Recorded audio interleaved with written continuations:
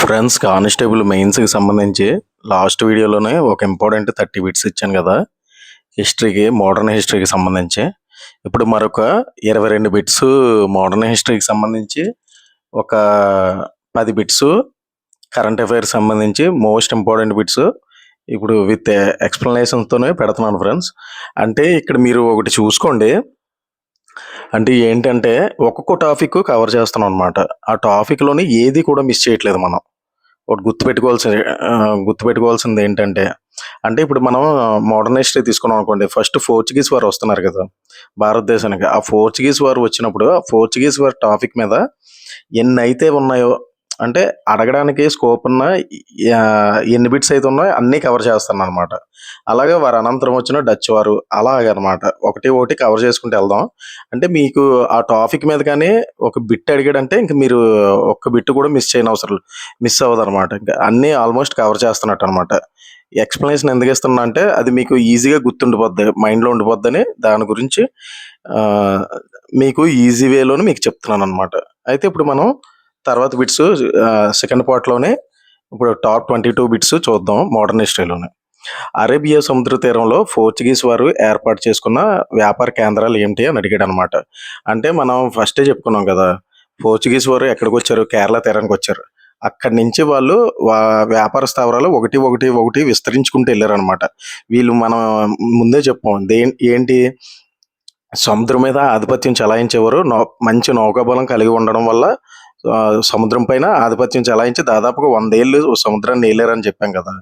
అప్పుడు Francis D Almeida అనేవాడు blue water falls తీసుకొచ్చాడని గత వీడియోలో మనం చెప్పుకున్నాం అనమాట. అలాగా వీళ్ళు ఏం చేశారు, మలబార్ తీరం నుంచి తర్వాత వీళ్ళు స్థావరాలు అనేది దానికి ఆనుకొని ఉన్న, అంటే గుజరాత్ దగ్గరలోనమాట, గుజరాత్కి అలాగే విస్తరించుకుంటూ వెళ్ళారనమాట. అక్కడ చూస్తే అరేబియా సముద్రంలో పోర్చుగీస్ వారు ఏర్పాటు చేసుకున్న కేంద్రాలు చూస్తే డయ్యు, డామన్, బెస్సిన్ అనమాట. ఇక్కడ బిట్ ఎలాగ అడగొచ్చు, అరేబియా సముద్ర తీరంలోనే పోర్చుగీస్ వారు ఏర్పాటు చేసుకున్న వ్యాపార కేంద్రాలు అంటే మనం దానికి ఆన్సర్ డయ్యు, డామన్, బెస్సిన్ అనమాట. అలాగే తర్వాత ఇటు సైడ్ తూర్పుకి వచ్చేటప్పటికి బెంగాల్లో పోర్చుగీస్ వారు ఏర్పాటు చేసుకున్న స్థావరాలు ఏంటంటే మనం హుగ్లీ, సౌత్ గోవన్ అంటారు అనమాట. అంటే ఇటు చూసారు కదా, మనం సౌత్కి వచ్చినప్పుడు అలాగా కేరళ నుంచి అలా గుజరాత్ నుంచి అలా తూర్పు తీరానికి వస్తే హుగ్లీ, సౌత్ గోవాను ఆక్రమించుకున్నారు. అదే వ్యాపార స్థావరాలు ఏర్పాటు చేసుకున్నారనమాట. అలాగే హుగ్లీని ఆక్రమించిన మొఘల్ చక్రవర్తి ఎవరు అని అడిగారు అనమాట. ఇక్కడ 3 బిట్. అంటే హుగ్లీని ఆక్రమించిన మొఘల్ చక్రవర్తి ఎవరంటే షాజహాన్ అనమాట. షాజహాన్ ఎందుకు, అప్పుడే మొఘల్ సామ్రాజ్యానికి రాజు కదా, ఈయన హుగ్లీని ఎలా ఆక్రమించాడని అంటే, ఇక్కడ మ్యాటర్ ఏంటంటే మనం లాస్ట్ టైం చెప్పుకున్నాం. ఏంటి, వీళ్ళు సముద్రం మీద మంచి నౌకాబలం అది కలిగి ఉండడం వల్ల సముద్రం మీద ఆధిపత్యం చెలాయించేవారు పోర్చుగీస్ వారు అని మనం చెప్పుకున్నాం. అయితే వీళ్ళు ఎగుమతులు దిగుమతులు చేయాలన్నా సరే వీళ్ళ ద్వారా, అంటే వీళ్ళకి మంచి నౌకాబలం అది ఉండడం వల్ల ఎక్స్పోర్ట్స్ ఇంపోర్ట్స్ అనేవి వీళ్ళు చేసేవారు. దాంతోనే వీళ్ళు సుంకాలు అవి విధిస్తూ వచ్చేవారు అని మనం చెప్పుకున్నాం. అలాగే ఇక్కడ మన షాజహాన్కి చెందిన కొన్ని నౌకలు విదేశాలకు వెళ్తుంటే వాళ్ళని ఆపి సుంకాలు అవి వసూలు చేసి వాళ్ళని బెదిరించేవారు అనమాట. ఎవరు, పోర్చుగీస్ వాళ్ళు అనమాట. దీంతో షాజహాన్కి కోపం వచ్చి వీడిపై దాడి చేసి వెళ్ళగొట్టాడు అనమాట. అలాగా ఆ హుగ్లీని ఆక్రమించారనమాట. ఆ హుగ్లీని, వీళ్ళ అండర్లో ఉన్న హుగ్లీని ఆక్రమించిన మొఘల్ చక్రవర్తి ఎవరంటే షాజహాన్ వస్తారనమాట. అలాగే భారతదేశంలో మొట్టమొదటిసారిగా ప్రింటింగ్ ప్రెస్ని ఏర్పాటు చేసిన వారు ఎవరు అని అడిగాడు అనమాట. చాలా ఎగ్జామ్స్లో అడిగాడు ఈ క్వశ్చన్ అనేది. భారతదేశంలో మొట్టమొదటిసారిగా ప్రింటింగ్ ప్రెస్ని ఏర్పాటు చేసింది ఎవరంటే పోర్చుగీస్ వారు అనమాట. అయితే తర్వాత 5వ బిట్. అయితే ప్రింటింగ్ ప్రెస్ను ఏ ప్రాంతంలో ఏర్పాటు చేశారు అంటే గోవాలో ఏర్పాటు చేశారనమాట. అయితే పోర్చుగీస్ వారు ప్రింటింగ్ ప్రెస్ని ఎందుకు ఏర్పాటు చేశారు, దానికి గల కారణాలు ఏంటని మనం చూసుకుంటే, అంటే వీళ్ళు ప్రింటింగ్ ప్రెస్ అనేది ఎందుకు ఏర్పాటు చేశారంటే మత ప్రచారం కోసం ఏర్పాటు చేసుకున్నారనమాట. అంటే ఆ మత ప్రచారం కోసం వీళ్ళు పత్రాలు అవి ముద్రిస్తూ బైబిల్ అవి ముద్రించారనమాట. మొట్టమొదటిసారి బైబిల్ని ముద్రిస్తూ, అలాగే వీళ్ళు మత ప్రచారం చేసుకోవడానికి ప్రింటింగ్ ప్రెస్ అనేది ఒక ఆయుధంగా వాడుకున్నారనమాట. అంటే పోర్చుగీస్ వారు మనం చెప్పాం కదా వీడియోలో, ఎవరు ఈయనొచ్చాడు కదా! వాస్కోడిగామా మొదటిసారి వచ్చినప్పుడు ఏం చేశాడు? ఇక్కడి నుంచి స్పైసెస్‌ని తీసుకెళ్ళి వాళ్ళ దేశంలో అధిక ధరకు అమ్ముకొని లాభాలు గడించాడు. దాని అనంతరం మొదటిసారి వచ్చినప్పుడే మత ప్రచారం మొదలుపెట్టాడనమాట. దాని తర్వా నెక్స్ట్ సెకండ్ టైమ్ వచ్చినప్పుడు అతని తమ్ముడొచ్చి ఇక్కడ విపరీతమైన మత ప్రచారం చేశారనమాట క్రిస్టియానిటీని. అలాగనమాట దీనికి. ప్రింటింగ్ ప్రెస్ ఎందుకు యూజ్ చే అదే ఎందుకు ఏర్పాటు చేశారంటే దానికి ఆన్సర్ అదొస్తదనమాట. అలాగే భారతదేశంలో పోర్చుగీస్ వారు ఆధిపత్యాన్ని నిర్మూలించిన వారు ఎవరంటే బ్రిటిష్ వారనమాట. ఆ తర్వాత వీళ్ళొచ్చిన అనంతరం డచ్ వారొచ్చారు. డచ్ వారి తర్వాత బ్రిటిష్ వారొచ్చారనమాట. బ్రిటిష్ వారొచ్చినప్పుడు బ్రిటిష్ వారికి వీరికి గొడవలవుతూ ఉండేయనమాట. అలాగా కంప్లీట్‌గా వీళ్ళని నిర్మూలించారు పోర్చుగీస్ వాళ్ళని. పోర్చుగీస్ దగ్గర నుంచి బాంబేని కూడా వీళ్ళే స్వాధీనం చేసుకున్నారనమాట. స్వాధీనం అంటే కట్నం రూపంలో. అంటే పోర్చుగీస్ వారి యువరాణిని బ్రిటిష్ యువరాజు చేసుకోవడం వల్ల వాళ్ళకి కట్నం రూపంలో అప్పుడు బాంబేని బ్రిటిష్ వాళ్ళకి ఇచ్చేసారనమాట. ఎవరు? పోర్చుగీస్ వారనమాట. ఈ ఆర్బిట్‌లకి ఆన్సర్ ఇది ఫ్రెండ్స్. అయితే నెక్స్ట్ ఇంకోటి చూద్దాం మనం. రెండోది అయితే చివరగా భారతదేశం నుండి వెళ్ళిపోయిన యూరోపియన్లు ఎవరు అని అడుగుతున్నాడు క్వశ్చన్. చాలా సార్లు అడిగాడు. అంటే ఇక్కడ మనం ఒకటి గుర్తుపెట్టుకోవాలన్నమాట. అంటే మొదటిసారిగా వచ్చిన వాళ్ళు ఎవరు? పోర్చుగీస్ వాళ్ళు అనమాట. మరి చివరిసారిగా వెళ్ళిన వాళ్ళు ఎవరంటే చివరిసారిగా వెళ్ళిన వాళ్ళు కూడా పోర్చుగీస్ వాళ్ళే. పోర్చుగీస్ వాళ్ళు ఏ ప్రాంతాన్ని మనం చెప్పుకున్నాం? గోవాలో ఉండేవారనమాట. ఆ గోవాని ఎప్పుడు మనం ఆక్యుపై చేసామంటే అంటే మనం స్వాధీనం చేసుకున్నామంటే 1961 సంవత్సరం అనమాట. 1961 సంవత్సరంలోనే ఏ సైనిక చర్యతో భారతదేశాన్ని వీడి వెళ్ళారని ఎందో క్వశ్చన్ అడిగాడు కదా! ఇది చాలా ఎగ్జామ్స్‌లో అడిగాడనమాట. పోర్చుగీస్ వారు ఇక్కడ ఓ అని పడిపోయింది. పోర్చుగీస్ వారు ఏ సైనిక చర్యతో భారతదేశాన్ని వీడి వెళ్ళారంటే ఆపరేషన్ విజయ్ అని 1961లోనే ఆహ్, ఈ ఆపరేషన్ చేపట్టారనమాట. ఆపరేషన్ చేపట్టి వీళ్ళని జనరల్ చౌదరి నాయకత్వంలోనే సైనిక చర్యతోనే వీళ్ళని వెళ్ళగొట్టారనమాట. అయితే వీళ్ళు వెళ్ళిపోయిన తర్వాత ఏం చేశారనుకున్నారు? మళ్ళీ యూఎన్ఓలోని కంప్లెయింట్ చేశారనమాట ఐక్యరాజ్య సమితిలో.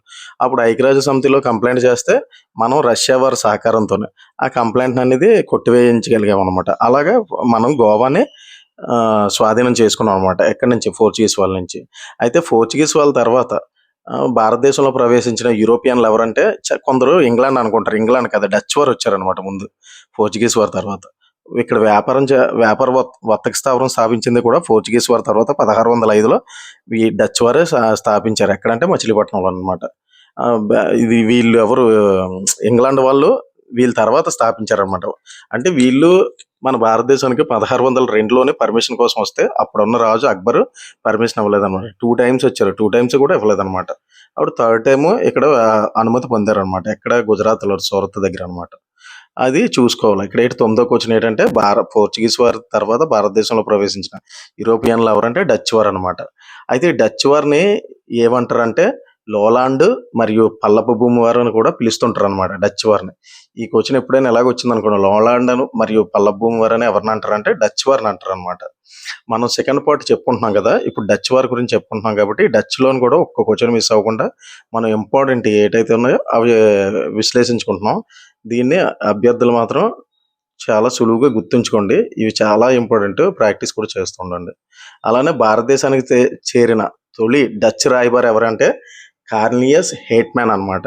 ఈయనే భారతదేశానికి వచ్చిన తొలి డచ్ రాయబారి అనమాట. అయితే ఇతను ఫస్ట్ ఎక్కడ? తూర్పు దీవులకు వచ్చాడు. తూర్పు దీవుల కంటే ఎక్కడికి వెళ్ళాడు? ఇండోనేషియాకి వెళ్ళాడు అనమాట మొట్టమొదటిసారి. వీళ్ళు వ్యాపారాన్ని కూడా ఫోకస్ చేసింది ఇండియా కంటే ఆ ఇండోనేషియాలోనే ఎక్కువ ఫోకస్ చేశారనమాట.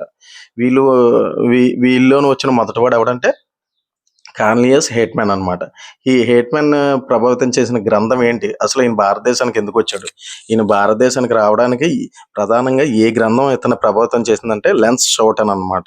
అంటే ఈ లెన్స్ షోటన్ అనే గ్రంథం దేని గురించి అంటే తూర్పు దేశాలు సముద్ర తీర ప్రాంతాల్లోనే వ్యాపారం గురించి విశ్లేషించిందనమాట ఈ గ్రంథం అనేది. దీంట్లోనే తెలియజేయడం వల్ల ఈ గ్రంథం చదివి బాగా అట్రాక్ట్ అయ్యి ఇటు సైడు వచ్చి వ్యాపారం చేసుకుందామని ఈ డచ్ వాళ్ళు ప్రభావితం అయ్యి ఇలాగా తూర్పు తీర ప్రాంతాలనే వచ్చారనమాట.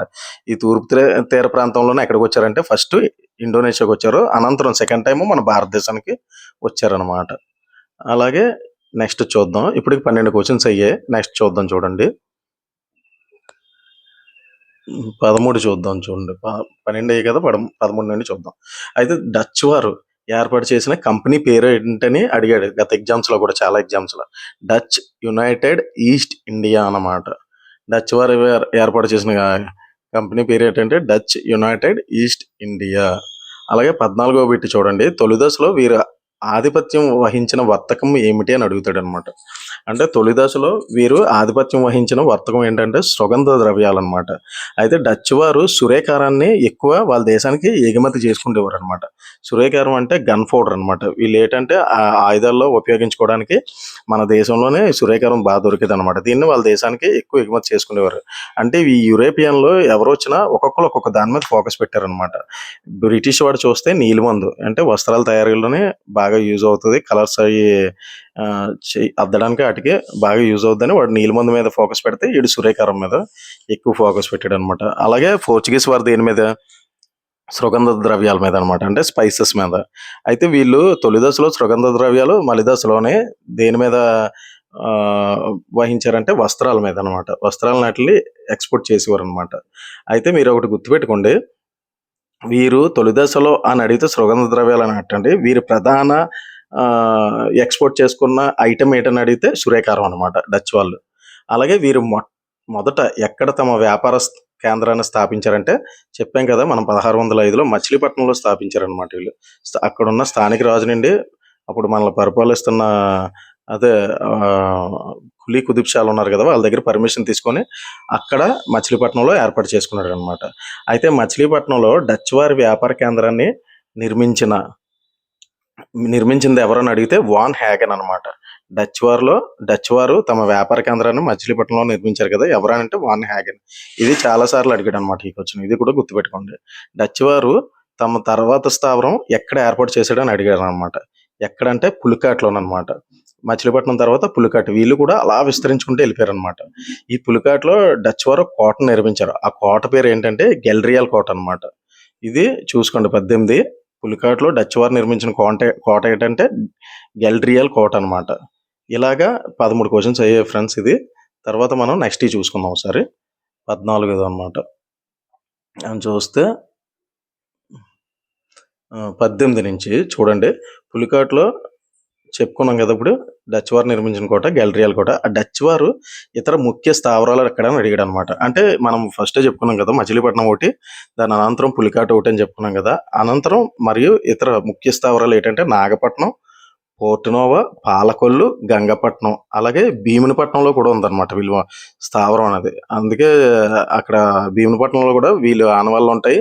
వీళ్ళు కట్టించిన కట్టడాలు కూడా ఉంటాయి అనమాట. డచ్ వారు కట్టిన మన ఆంధ్రప్రదేశ్లో చూసుకుంటే మచిలీపట్నం, భీమునిపట్నం, పాలకొల్లు, గంగపట్నం ఇలా. అలాగే నాగపట్నం అనేది తమిళనాడు అనమాట, పోర్టునోవా కూడా. అలాగే బెంగాల్లోని డచ్ వారి స్థావరాలు, ప్రధాన స్థావరాలు ఏంటంటే చిన్సురా, పిప్పిలి అనమాట. మీకు చూడండి, చిన్సురా యుద్ధం అనేది ఒక యుద్ధం జరుగుతుంది ఇంగ్లాండ్ మధ్య, బ్రిటన్ మధ్య అనమాట. ఆ చిన్సురా అనేది ఎక్కడ ఉందంటే బెంగాల్లో ఉందన్నమాట. పిప్పిలి అనేది కూడా బెంగాల్లోనే ఉంది. అలాగే బెంగాల్లోనే చిన్సురా ఉంది కదా, అక్కడ నిర్మించిన కోట పేరు ఏంటంటే పోర్ట్ గుస్టావన్ కోట అనమాట. పోర్ట్ గుస్టావన్ కోట, అక్కడ నిర్మించిన కోట పేరు పోర్ట్ గుస్టావన్. చూసుకోండి, ఇవన్నీ చాలా ఇంపార్టెంట్ అనమాట. చాలా ఎగ్జామ్స్లో అడిగాడు. అలాగే డచ్ వారి ఆధిపత్యాన్ని నిర్మూలించిన వారు ఎవరంటే బ్రిటిష్ వాళ్ళే. వీళ్ళ ఆధిపత్యాన్ని కూడా నిర్మించింది ఎవరంటే అక్కడ పోర్చుగీస్ వారిది నిర్మూలించారు. అలాగే వారి అనంతరం వచ్చిన డచ్ వారిని కూడా వీళ్ళు నిర్మూలించారనమాట. అలాగా ఈ 22 బిట్లు కూడా మనం ఇప్పుడు చెప్పుకున్నది పోర్చుగీస్ వారిది కంప్లీట్ అయింది, డచ్ వారిది కంప్లీట్ అయింది. డచ్ వారి మీద అడిగే క్వశ్చన్స్ ఏమైనా ఉన్నాయంటే ఇంతకు మించి ఏమి అడగడు ఫ్రెండ్స్. ఇవే అడుగుతాడు. ఏ క్వశ్చన్స్లో వచ్చినా ఏమని అడుగుతారంటే డచ్ వారు ఎప్పుడు వచ్చారు, ఎప్పుడు తమ వ్యాపార కేంద్రాన్ని స్థాపించారు, అలానే ఎప్పుడు ఎక్కడ స్థాపించారు. మన ఆంధ్రప్రదేశ్లో మొదట ఎక్కడ వ్యాపార స్థావరం స్థాపించాడంటే మచిలీపట్నం. ఆ మచిలీపట్నంలో కోట నిర్మించింది ఎవరని, అదే వ్యాపార కేంద్రాన్ని నిర్మించింది ఎవరని అడగొచ్చు. అలాగే పులికాట్లో తమ ప్రధాన స్థావరం ఎక్కడంటే మచిలీపట్నం నుండి అంటే పులికాటు. అక్కడ కోట పేరు ఏంటంటే మనం చెప్పుకున్నాం కదా అవి. ఇలాగనమాట. ఇంకెంతకు మించి డచ్ వారి మీద అడగడానికి ఏముండదు. అంబియానా యుద్ధం ఒకటి అడిగితే అది ఎక్కడ జరిగిందంటే తర్వాత చాప్టర్లో వస్తుందిలేండి. అవి చాప్టర్ వైజ్గా చెప్పినప్పుడు మనం చెప్దాం అంబియానా. అలాగే బేదరా యుద్ధం, చిన్సురా బేదరా యుద్ధం ఉంది కదా, అదే చిన్సురా అన్న బేదరా అన్న ఒకటి అనమాట. అడిగితే వాటి గురించి అడుగుతాడు అనమాట.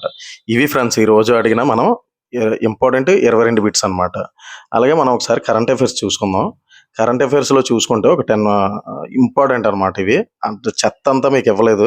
అంటే ఆల్మోస్ట్ ఏదైతే కరెంట్ అఫైర్స్‌లో అడగడానికి స్కోప్ ఉన్నాయో అలాంటియే మీకు చెప్తున్నాను. అలాగే మీరు ఇంకోటి కూడా చూసుకోండి. మీకు రెగ్యులర్‌గా బిట్స్ అనేయి పోస్ట్ చేస్తున్నాను. దాంతో వీటిలతో కలుపుకుంటే దాదాపుగా మనం రోజుకి ఒక 50 బిట్స్ చొప్పున ఇస్తున్నట్టనమాట. అలాగే చూడండి, ఇంటర్నేషనల్ సోలార్ అలియన్స్‌లోని 101వ సభ్య దేశంగా చేరిన దేశం ఏమిటి అని అడుగుతున్నాడనమాట. ఇది చూసుకోండి. ఆహ్, అయి ఇంటర్నేషనల్ సోలార్ అలియన్స్ అంటే ఇది మన భారతదేశంలోనే మోడీ గారు హ్మ్. అదే అనుకుంటే ఏర్పాటు చేసిందనమాట. అంటే ఆయన మనసులో నుంచి వచ్చిందనమాట ఇది. అంటే ఇంటర్నేషనల్ సోలార్ అలియన్స్ ఏర్పాటు చేయాలని చెప్పేసని ఈయన ఎప్పుడు అనుకున్నారంటే 2015లోనే ప్యారిస్‌లో జరిగిన కాప్ సదస్సు ఉంది కదా! ఆ కాప్ సదస్సులో జరిగినప్పుడు అంటే పర్యావరణానికి మేలు చేసే విధంగా సోలార్ దేశాలు అంటే ఎక్కువ ఎండ ఏవైతే ఉన్నాయో ఆ దేశాలన్నీ కలిసి సోలార్‌ని ఉత్పత్తి చేస్తూ పర్యావరణానికి మేలు చేసే విధంగా ఆ సోలార్‌ని నిల్వ చేస్తూ ఆ విధంగా పవర్ సప్లై చేసుకోవడానికి ఒక అన్ని దేశాలు కలిపి ఒక యూనియన్‌గా ఏర్పడ్డాయన్నమాట. అదే ఇంటర్నేషనల్ సోలార్ అలియన్స్ అంటారనమాట. దీని ప్రధాన కేంద్రం ఎక్కడుందంటే మన భారతదేశంలోనే గురుగ్రామ్‌లో ఉందన్నమాట. ఇలాగే ఇప్పటికి 100 దేశాలు చేరాయి. మొన్ననే రీసెంట్‌గా 101 దేశం సభ్య దేశంగా చేరిందన్నమాట. అదేంటంటే నేపాల్ దేశం అన్నమాట. ఇదొకటి గుర్తుపెట్టుకోండి. షాహిద్ 136 అనే డ్రోన్ ఈ క్రింది ఏ దేశానికి చెందినది? షాహిద్ 136 అనంటే ఇది డ్రోన్ అనమాట. ఈ డ్రోన్ ఏం చేస్తదంటే వార్ హెడ్‌లు అంటే అణుబాంబులు ఇలాంటివి ప్రయోగిస్తారు కదా! దానికి పెడుతుంటారు కదా! War heads. ఆ వార్ హెడ్స్‌ని మోసుకెళ్ళి అక్కడ దానికి యుద్ధాల్లో ఆటిల్లో ఉపయోగించడానికి అనుకూలంగా తయారు చేసిన డ్రోన్ అనమాట. ఇది ఎక్కడంటే ఇరాన్. షాహిద్ ఇలాంటి పేర్లొస్తే ఆల్మోస్ట్ ఇరానే చేస్తుంటదనమాట. ఇది 24 అనమాట. క్రింది ఏ దేశానికి ఐఎంఎఫ్ $7 బిలియన్ రుణాన్ని అందజేసిందంటే పాకిస్తాన్‌కనమాట. పాకిస్తాన్‌కి దాదాపుగా ఇప్పటికొచ్చి దాదాపు ఒక 23 టైమ్స్ బెయిలౌట్ అయిందనమాట. అంటే ఆర్థికంగా బాగా కృంగిపోయిందనమాట. ఇదేంటంటే ఎక్స్‌పోర్ట్ చేయడం తక్కువనే ఇంపోర్ట్స్ ఎక్కువ అవుతుంటదనమాట. అంటే దిగుమతి బిల్లు ఎక్కువ అత్యధికంగా చెల్లించాల్సి వస్తుంటదనమాట పాకిస్తాన్. అలాగే అన్ని దేశాలు చెల్లిస్తుంటాయి ఇంపోర్ట్ బిల్ అనేది. అయితే పాకిస్తాన్ ఏంటంటే ఎక్స్‌పోర్ట్స్ తక్కువ, ఇంపోర్ట్స్ ఎక్కువ అనమాట. వాళ్ళ దేశంలో వాడుకునే వస్తువులు అధికంగా దిగుమతి చేసుకునేవే. దీంతో ఏమవుతది, ఎక్కువ ఫారెన్ ఎక్స్‌చేంజ్ మనం చెల్లించాల్సి వస్తుంటదనమాట. అంటే ఫారెన్ ఎక్స్‌చేంజ్ నిల్వలు. అవి డాలర్స్ రూపంలోనే యూరో కానీ, పౌండ్ రూపంలో కానీ చెల్లిస్తుంటారనమాట. అత్యధికంగా ట్రేడ్ అనేది ఇంటర్నేషనల్‌గా చూసుకుంటే డాలర్స్‌లో జరుగుతుంటదనమాట. అందుకు ఈ డాలర్స్‌లోనే ఈ ఫారెన్ నిల్వలని పాకిస్తాన్ దగ్గర అడుగంటిపోయాయనమాట. అందువల్ల ఇది రుణానికి అప్లై చేసుకుంటే చాలా సార్లు రిజెక్ట్ చేసింది. అయితే ఐఎంఎఫ్ అమెరికా ఇన్‌ఫ్లూయెన్స్‌తోనే ఒక $7 బిలియన్ రుణాన్ని అందజేసిందనమాట. దీనివల్ల ఈ రుణం ఎప్పుడైతే ఇస్తుందో అవతల దేశం కూడా రిస్ట్రిక్షన్స్ పెడతది ఐఎంఎఫ్ ఎప్పుడు కూడా. అంటే మీ దేశంలో ఇలా పొదుపు చర్యలు పాటించండి, లేకపోతే ఇలా ట్యాక్స్‌లు పెంచండి, దానివల్ల ఆదాయం వస్తది. ఈ విధంగా తీర్చడానికి కన్వీనియంట్‌గా ఉంటదని చెప్తుంటదనమాట. ఆ కండిషన్స్ అన్నిటికి ఒప్పుకుంటేనే అప్పుడు ఐఎంఎఫ్ అనేది లేదా ప్రపంచ బ్యాంక్ అనేది రుణాల్లో మంజూరు చేస్తుంటదనమాట. అది దీని ఆన్సర్. అడిగితే ఈ క్వెషన్ అడగొచ్చు ఇంపార్టెంటే. అలాగే పోషకాహారం మీద అవగాహన మరియు శ్రేయస్సును పెంపొందించడానికి ఏర్పాటు చేసిన కార్యక్రమం ఏంటంటే రాష్ట్రీయ పోషణ్ మా. అడిగితే ఇదే అడగవచ్చు. ఇది ఇంపార్టెంట్ బిట్టే. పోషకాహారం మరియు వాటి మీద అవగాహన మరియు శ్రేయస్సును పెంపొందించడానికి ఏర్పాటు చేసిన కార్యక్రమం మాట. ఇది ఎక్కడంటే గుజరాత్‌లో ప్రారంభించారనమాట దీన్ని. అలాగే గాంధీనగర్‌లోని. అలాగే 27వ క్వెషన్ చూసుకుంటే భారతదేశంలో మానవ హక్కుల శిక్షణా కార్యక్రమం క్రింది ఏ యూనివర్సిటీలో జరిగిందనంటే మణిపూర్ విశ్వవిద్యాలయంలోనే అదే నేషనల్ హ్యూమన్ రైట్స్ కమిషన్ శిక్షణా కార్యక్రమం జరిగిందనమాట. 2 డేస్. ఎక్కడంటే మణిపూర్ యూనివర్సిటీ అనమాట.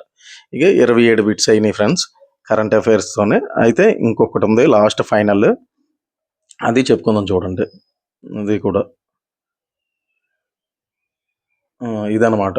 చూడండి, రెండో గ్రీన్ హైడ్రోజన్ అంతర్జాతీయ సమ్మిట్ ఎక్కడ జరిగింది? ఇది ఇంపార్టెంట్ ఫ్రెండ్స్ ఇది. ఇలాంటి ఈజీగా అడుగుతాడు. చాలా ఎగ్జామ్స్‌లో అడుగుతుంటాడనమాట. రెండవ గ్రీన్ హైడ్రోజన్ అంతర్జాతీయ సమ్మిట్ ఎక్కడ జరిగిందంటే ఢిల్లీలో జరిగిందనమాట. న్యూఢిల్లీలో భారత మండపం అనే ప్లేస్‌లో జరిగిందనమాట. రెండవ గ్రీన్ హైడ్రోజన్ అంతర్జాతీయ సమ్మిట్. అలాగే బృందావన్ గ్రామ పథకం ఈ క్రింది ఏ రాష్ట్రంలో ఏర్పాటు చేసిందంటే మధ్యప్రదేశ్‌లో ఏర్పాటు చేశారనమాట. బృందావన్ గ్రామ పథకం. ఈ పథకం యొక్క ఉద్దేశం ఏంటంటే ఈ బృందావన్ గ్రామ పథకం అనేది ఇది ఒక పంచాయతీని తీసుకుంటారు ఫ్రెండ్స్. పంచాయతీని తీసుకొని ఆ పంచాయతీలోని గోవులను సంరక్షిస్తారు. అలాగే ఆ గ్రామం అభివృద్ధి లక్ష్యంగా ఎంపిక చేస్తారనమాట.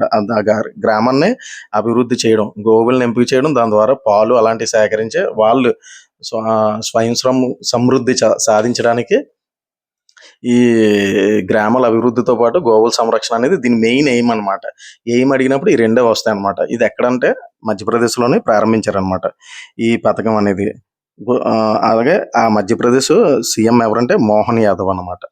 ఇది ఫ్రెండ్స్ 29. అలాగే 30 ఇది ప్రపంచంలోనే మొట్టమొదటి రాబందుల సంరక్షణ కేంద్రాన్ని ఈ క్రింద ఎక్కడ ఏర్పాటు చేశారో అని అడిగాడు అనమాట. ఇది కూడా గుర్తుంచుకోండి. అంటే రాబందులని ఆల్మోస్ట్ అంతరించిపోయాయి అనమాట చాలా వరకును. అసలు ఈ మధ్యకాలంలో మీరు ఎప్పుడైనా చూడండి, రాబందులని ఎక్కడ కనిపించట్లేదు. ఇవి ఏంటంటే ఏవైనా చనిపోయినాయంటే దాన్ని డిస్పాసల్ చేసేస్తాయి అనమాట రాబందులని. అంటే ఎముకలు దుమ్ములతో సహా చనిపోయిన కళేబరాన్ని తింటాయి అనమాట. ఇది పర్యావరణానికి మేలు చేస్తాయి రాబందులని. అలాగే ఈ రాబందులని అంతరించిపోతే దాని సంరక్షణ కేంద్రాన్ని అనేది మన ఉత్తరప్రదేశ్‌లోని గోరఖ్పూర్‌లో ప్రారంభించారనమాట. మొట్టమొదటిగా ప్రపంచంలో ఎక్కడా లేదు. ఫస్ట్ టైం మన ఇండియాలోనే. ఇది మోస్ట్ ఇంపార్టెంట్. అలాగే ఏ విమానాశ్రయానికి జగద్గురు సంత్ తుకారాం మహారాజ్ అని పేరు పెట్టారంటే పూణే విమానాశ్రయం అన్నమాట. పూణే విమానాశ్రయం. అంటే రీసెంట్‌గా జగద్గురు సంత్ తుకారాం మహారాజ్ అనే పేరు అనేది పూణే విమానాశ్రయానికి పెట్టారనమాట. ఇది కూడా ఇంపార్టెంట్ బిట్టే. ఇవి కూడా చూసుకోండి ఫ్రెండ్స్. చాలా ఎగ్జామ్స్‌లో అడుగుతారు. ఇలాంటియే మీకు మెయిన్ ఇంపార్టెంటియే పాయింట్ అవుట్ చేసి మీకు ఇస్తానన్నమాట. ఆల్మోస్ట్ ఇలాంటివన్నీ మిస్ అవ్వవు. వస్తుంటాయి. ఇటువంటివన్నీ చాలా ఎగ్జామ్స్‌లో అడుగుతాడు. అలాగే ఇంకోటి ఫైనల్ బిట్ చూడండి. రెండవ గ్లోబల్ ఫుడ్ రెగ్యులేటరీ సమ్మిట్ ఎక్కడ జరిగిందనంటే న్యూఢిల్లీలో జరిగిందనమాట. గ్లోబల్ ఫుడ్ రెగ్యులేటరీ సమ్మిట్ రెండవదనమాట. ఇది ఎక్కడ జరిగిందంటే న్యూఢిల్లీలో. ఇవి ఫ్రెండ్స్ ఈరోజు బిట్స్ మనం చెప్పుకున్నాయి. టాప్ 32 అనమాట. 10 కరెంట్ అఫైర్స్, 22 ఇండియన్ హిస్టరీ అనమాట.